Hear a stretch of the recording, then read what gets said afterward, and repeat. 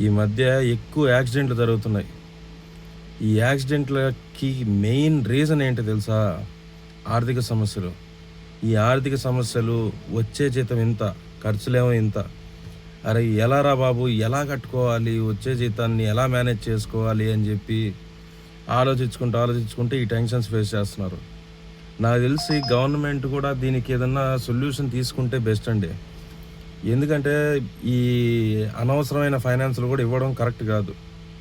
ఫైనాన్స్‌లు ఇచ్చేయడం, వాళ్ళు ఇళ్ళ మీదకొచ్చి గొడవలు చేయడం, ఆ భయాలతో వీళ్ళు డ్రైవింగ్ చేయడం, ఆ డ్రైవింగ్‌లో జనాల్ని ఇబ్బంది పెట్టడం. దీని అంతటికి కారణం డబ్బే. నిత్యావసర సరుకులు చాలా పెరిగిపోయాయి సార్. వీటి గురించి కూడా కొంచెం గవర్నమెంట్ ఆలోచిస్తే బెటర్. ఎందుకంటే వస్తువుల రేట్లు పెరిగాయి గానీ, జీతాలు పెరగలేదు. మన దినచర్య కాస్ట్ ఎక్కువైపోతుంటే, మనకొచ్చే జీతం తక్కువైతే మేనేజ్ చేయడం కష్టం. సో, ఈ ఆర్థిక సమస్యలనేది నాకనిపిచ్చింది. ఆర్థిక సమస్యల గురించి ఆలోచిస్తూ ఇట్లా డ్రైవ్ చేస్తుంటారు. ఓవర్ టైమ్ చేస్తుంటారు. నిద్ర లేకుండా నడుపుతుంటారు. దానివల్ల ఈ యాక్సిడెంట్స్ జరుగుతున్నాయని నా అభిప్రాయం. మీకు గూడా అదే అనిపిస్తే దీని గురించి ఏదైనా చర్య తీసుకుంటారని చిన్న ఆశ అంతే.